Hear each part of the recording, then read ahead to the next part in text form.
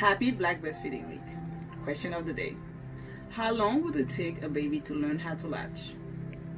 Every baby is different. Both mom and baby will learn at their own pace. It can take 4 to 6 weeks for a baby to learn how to latch. Happy Black Breastfeeding Week. Question of the day. Do breastfed babies need water to stay hydrated? No. Breast milk has all the nutrients and water that your baby needs. If your baby is producing wet diapers, your baby is well hydrated. In the summer months, when it is hotter, you may notice your infant going to the breast more often to feed.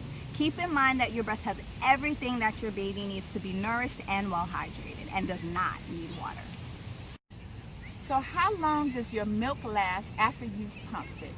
It's good for 4 hours at room temperature, 4 days in the refrigerator, 3 to 6 months in the freezer, and up to 12 months, a whole year in the deep freezer.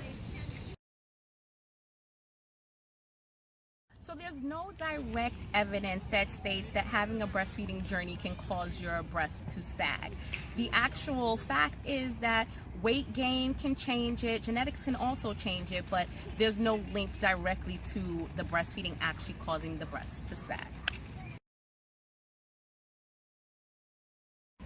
So you can definitely feed with implants. What you need to know is exactly what happened during the surgery. So if you are in contact with your surgeon, you can definitely reach out to them and ask them about muscle involvement and where the implants were actually placed. Sometimes what can happen is the supply may be a bit lower, but you can definitely still breastfeed with implants. Yes, you can absolutely breastfeed in the supermarket, and it is your choice if you are breastfeeding your baby covered or uncovered. The choice is yours.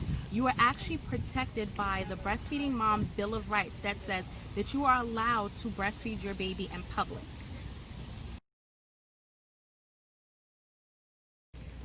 So anywhere between week 16 to week 20 during the pregnancy, your body will start to actually make milk. After you deliver your baby, you can have what we call transitional milk, when your breasts actually get a lot fuller and a lot heavier. And that can happen anywhere from day 2 to day 7. Some women leak early in the pregnancy and some women don't. But leaking or not leaking is not an indicator of how much milk you'll be able to produce. Immediately after birth, you may notice that the milk that you see isn't like what we consider regular milk, white. You may see milk that is dark yellow in color or clear, really thick and sticky, but it's perfect for a baby's stomach because you're only going to see very small amounts of it. So after your baby is born, for that first 4 to 6 week period, you should be feeding your baby 8 to 12 times in 24 hours. You don't necessarily have to look at the clock and wake the baby up every 2 to 3 hours if you have a healthy full-term newborn, but you're looking within the full 24-hour days to get 8 to 12 feedings in. Congratulations, you've had a NICU baby.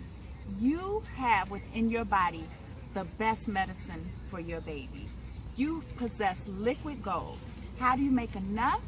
We can have a combination of hand expression, breast massage, and pumping. You will do a combination of this at least 8 times in 24 hours. The more you do it, the more you make. The richer that milk will be to give your baby exactly what he or she or they need. Wait 4 to 6 weeks and get rid of that pump and dump myth. Breastfeed the baby, drink 1 serving size of your beverage of choice, wait 2 hours, then continue your breastfeeding journey.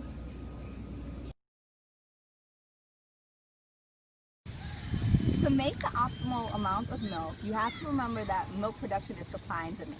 So you have to drain the breast often. However, keep in mind the well-rounded diet of any and everything that will help boost your supply.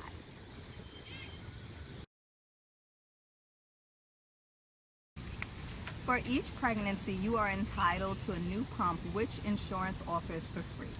So, before or after baby, give your insurance a call to see which one they offer. Tandem nursing is when you have a toddler and an infant that you are breastfeeding. Always keep in mind to feed the infant first so that baby has priority on the breast milk versus the toddler.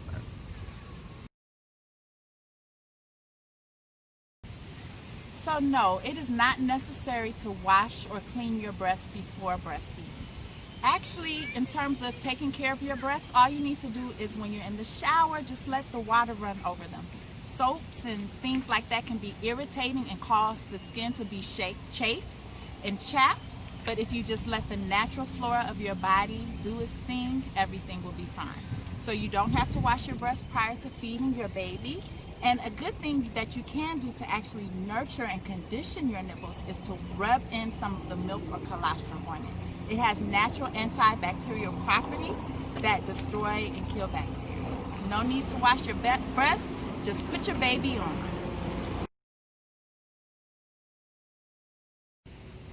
So sleep is a really important topic, especially with new parents. Many families make decisions about feeding based on what they anticipate sleep to be like. So in regards to comparing formula to breast milk, formula is not heavier than breast milk. A lot of people have heard that if you give a baby formula, the baby may be able to sleep longer at night. The reality is formula is a lot harder to digest in the baby's system. So the baby's body is actually working a bit harder trying to digest it, where breast milk is very easily digestible. Sleep is a learned skill. So sometimes you can have a baby who is exclusively formula feeding, waking up just as often as a breastfed baby. So yes, you can actually breastfeed if your nipples have been pierced. It is safe practice to make sure that you remove the piercing before putting your baby onto the breast. And unfortunately, that may mean keeping the piercing out for the duration of your breastfeeding journey. Yes, you can breastfeed with inverted nipples. You may need to see a lactation consultant in the hospital to assist you with your journey, but the baby actually does not need the nipple to feed. The baby has to get further into the breast. So if you are able to achieve a deep latch, the baby may be actually able to pull that nipple forward.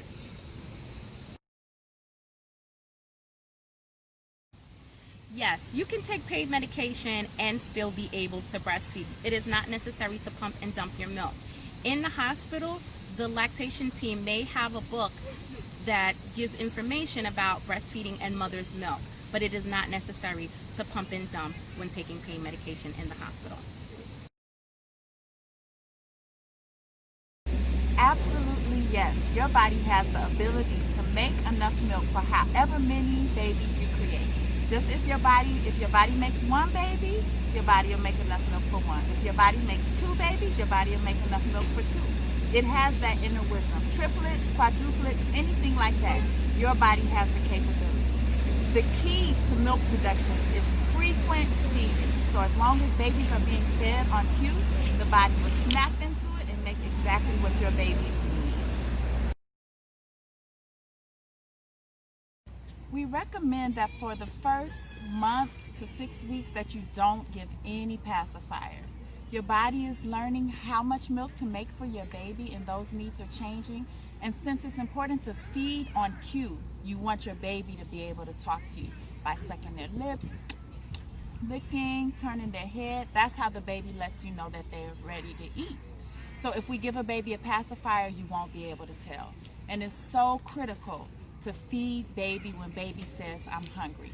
The pacifier will, you won't know. But without the pacifier, you'll be able to see, Mommy, I'm ready to eat. Chocolate Milk Cafe!